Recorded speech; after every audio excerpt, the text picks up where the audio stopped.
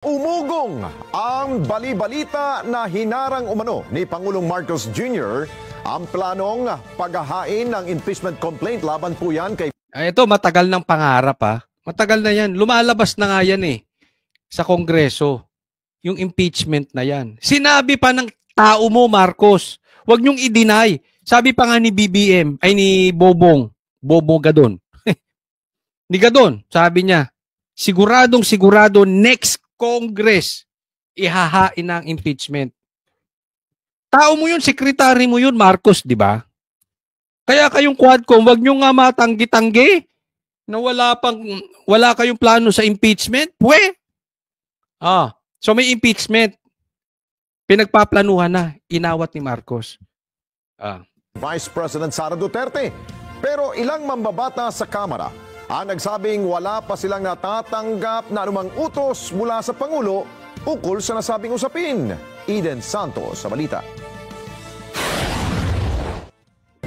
Speaker, may direktiba po ba sa impeachment? Tikom ang bibig ni House Speaker. Kadali namang sabihin di ba? Meron naman direktiba sa impeachment. Kung wala, hindi, wala. Simple. Adik ka ba? Hindi. Ako tanungin mo, hamunin kita ng drug test araw-araw. Sasagutin kita agad, hindi ako adik. Pero kung adik, hindi ka sasagutin. Ganyan yung ginagawa. Kailan kayo magpapadrug test? Speaker Martin Romualdez, kung may direktiba si Pangulong Ferdinand Marcos Jr. ukol sa pagpigil sa impeachment laban kay Vice President Sara Duterte. Si Romualdez ay dumalo sa Bicameral Conference Committee para sa 2025 National Budget. Hinarang umano ni Pangulong Ferdinand Marcos Jr. ang planong impeachment complaints laban kay BP Sara. Sa mensahe ni mensahe to ni Atty. Taberna. BBM sa mga leader ng Kongreso na lumabas sa FB page ng broadcast journalist na si Anthony Taberna ay sinabi niya na si Sara ay hindi mahalaga kaya huwag maghain ng impeachment complaint. Yan. Sinabi ni Atty. Taberna, nag-message daw doon sa GC siguro ito ng mga ng Congress. Kasi sino ba magpapa-impeach? Alangan namang Senado. Alangan naman ako. Wala na, di ba? Sino ba magpapa-impeach? Alangan naman kayo, hindi yung Kamara. Ito sabi, in the larger scheme of things, Sara is unimportant. So please do not file impeachment complaints. It will only distract us from real work of government. Wow, naks real. Wala ka nga nagawa sa continuity pambira ko. But anyway, pinahihinto yung impeachment. At alam naman natin yan, nakahain na yan. Tinutulak na yan ng bata. Nitamba na sila Castro, sinasabi pa yan ni Gadon, di ba? Pero pansinin mo, bakit siya nag-GC? Ba't nag-GC si Marcos? Maraming dahilan. Una, ito yung una. Itong unang posible. Itong dalawa, may girian na. Si Marcos at si Tamba. Kasi pwede mo namang sabihan, oy, Tamba, pahintuin mo na nga yung mga tao mo na yan. Ayaw ko ng impeachment. Tapos, bakit ka mag-GGC? Di ba? May mga ganyan Pwede mo namang diretsuhin Ba't ipadadaan mo sa GC? Tama ba ako? Tama-tama. Naku, may mga GC rin. Alam ko yan. Huwag tayong maglokohan. Di ba? Pwede mo namang diretsuhin kung wala kayong pataasan ng ihi. To the very least. Baka nga may away na tong dalawang ito. Di ba? Kasi, bakit mo i-GGC? Ibig sabihin, binaypas mo si Tamba. Kahit presidente ka, syempre, hindi mo naman dapat i-bypass si Tamba. Dapat si Tamba pa rin na magsasabi doon sa mga tao niya. Siya yung paimbestiga ng paimbestiga Gumagastos na nga dyan Di ba? Kasi, diyan na nga napupunta yung pera ng taong bayan. Ano bang ginagawa nitong mga Quadcom kung hindi araw-araw? Puro imbestiga sa Duterte, imbestiga kay PRRD, imbestiga sa DepEd, imbestiga kay BP Sara, imbestiga. Saan na napupunta oras nila? Sa imbestigasyon. Di ba? Obviously, meron silang gusto mangyari kay BP Sara. binaypass nito. Oh. Kaya yan posibleng may awayan. Pangalawang possibilities dito. Ha? Pangalawa, hindi siya sinusunod ni Tamba. May sungay din. May sungay din ng animal. Kung hindi siya, animal talaga, kung ang naglagay sa'yo, yung presidente, pinsan mo, hindi ka naman, ano bang credentials niyan si Tamba para maging speaker? Wala. Di ba? Kaya lang naman nandiyan niya kasi sip-sip kay Marcos, pinsan ni Marcos real talk po. So, ano dyan? Hindi siya sinusunod ni Tamba. Di animal nga. Kung hindi niya sinusunod, di ba yung naglagay?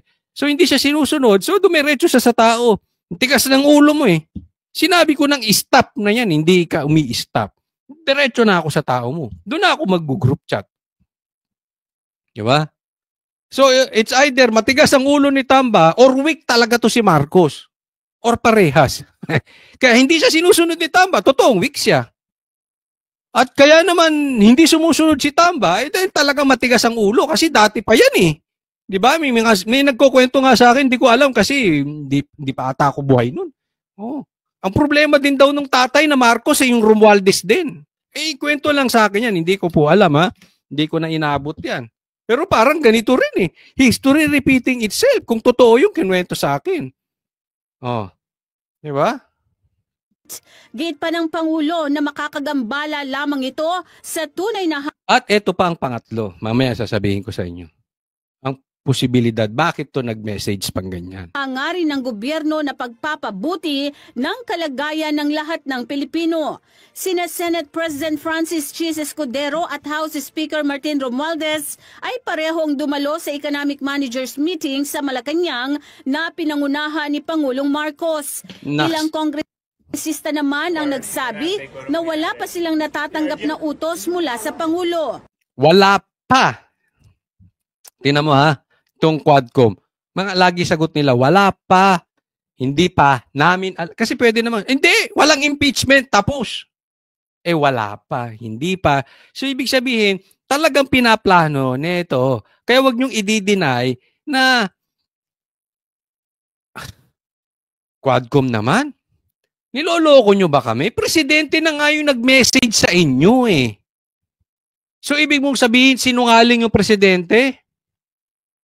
Sa tingin nyo, sino sinungaling dito sa dalawang ito? Etong Quadcom? O yung presidente? Wag na nga daw i-impeach tapos sasabihin nyo wala kayong natatanggap. O may sinungaling sa inyo.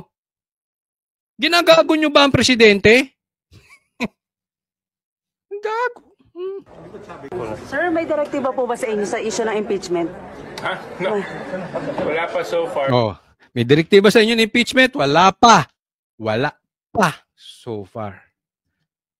Meron yan. Kaya lang, wala pa. Ang tanong lang dito, sino ba sinungaling? Eto, mamang ito, o si presidente. Pinahihinto na nga eh. Tingnan natin kung ano mangyayari. Wala. Kahit sa... Wala pa. Puro sila, wala pa. Hoy! Eto, tanong lang, huwag kayong magagalit ha, kasi yung huling nagtanong taga-Seminay, taga-Seminay pa man din ako, kinulong nyo, kinontempt nyo. Tanong lang, baka nagpapataas lang kayo ng presyo. Pagka tumaas na yung presyo ng proyekto, tanong lang po yan, nagtatanong ha, hindi ko kayo pinagbibintangan. Baka pag, saka nyo ihain yung impeachment, depende sa, depende saan? Depende sa apathy. Apathy. Ba't napunta sa apathy? Ewan ko itong mga ito. Ang gugulo nitong mga congressman natin. Sinong congressman?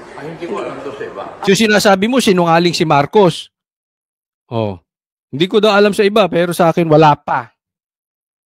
Sinungaling si Marcos, ganon. Opo, pero kayo, wala. Una nang inihayag ni dating Senator Antonio Trillanes IV Walang kwenta na handa yan. ng ihain ng impeachment complaint laban kay... Ito masasabi ko ha. Pangatlong dahilan. Mas gusto kong background si BP Sara, ayokong background yung sundalong kanina yun eh. Alam mo, itong sundalong kanina ito, tsaka yung tropa niyang dilaw.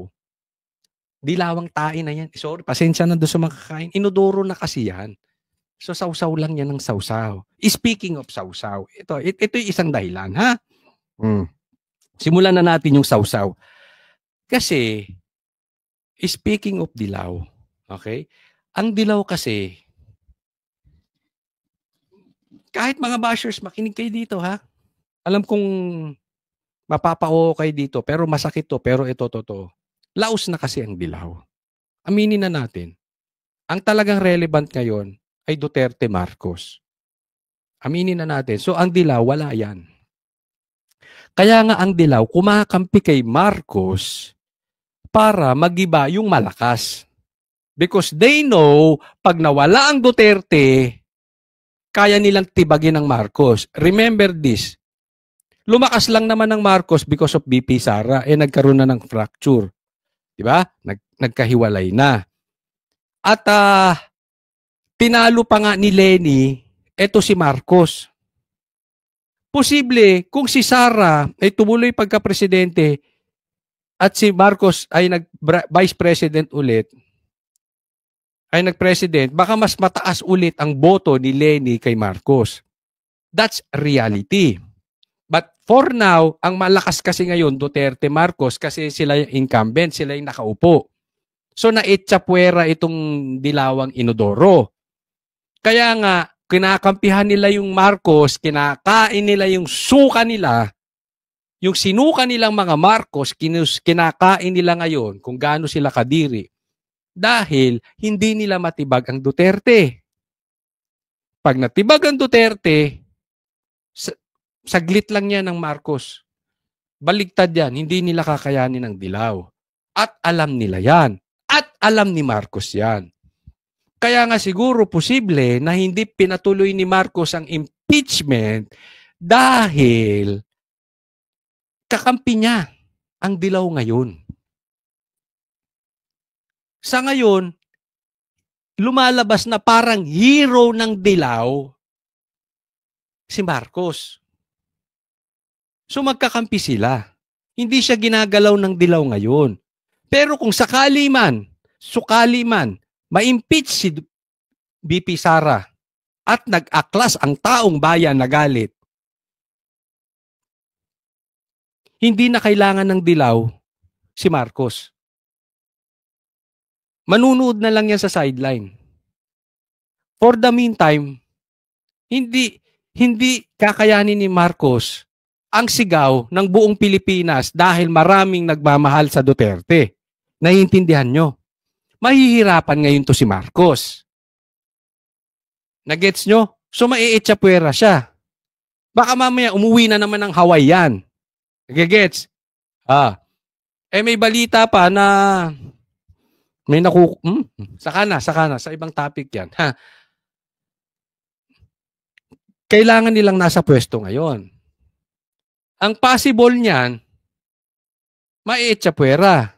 Mauupo ang Duterte, hindi na kailangan ng dilaw si Marcos dahil wala na siya sa pwesto. Wala namang power yan si Marcos. He is weak. We know that. Tamba is only strong right now because of Marcos. Without Marcos, Tamba is nobody. Wala namang mandatong malaki yan. Wala namang boto. Ayaw nga ng taong bayan dyan eh. So itsapuera na rin yung Tamba na yan. Dilaw ngayon. Sila ngayon. Yun yung possibility. Meron pang isa. Meron pang isa. Mamaya sasabihin ko ano sa tingin ko yung totoong dahilan. VP Sara, kinumpirma naman sa press briefing sa Malacanang ni NEDA Secretary Arsenio Balisacan at DTI Secretary Maria Cristina Roque na bagaman kasama sa meeting ng economic managers ang dalawang leader ng Kongreso ay hindi naman natalakay ang nangyayaring political bickering sa bansa. Baka hindi natalakay yung political bickering sa bansa kasi baka mamaya loyalty check lang yan. Cheese! Ikaw ba magpapatuloy ng pagiging waiter mo sa asawa ko? Akin ka pa ba? Sabi siguro, yes, boss! O sige, cheese! Kinantahan ni Marcos, akin ka na lang. Ganon, posibleng ganon eh. Loyalty check. Di ba? Tiniyak din nila na wala itong epekto sa ekonomiya ng Pilipinas. No, we did not. It was focused on the budget for 2025 and the need to prioritize our the funding of the high priority projects of government of this administration. But let me note that it's, as we have indicated in our release yesterday, it's a business as usual for us, and I don't think that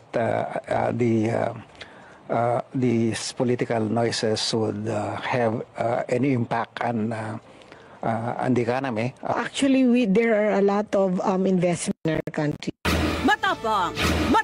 Ito. Na wala pa silang Sabihin ko sa inyo yung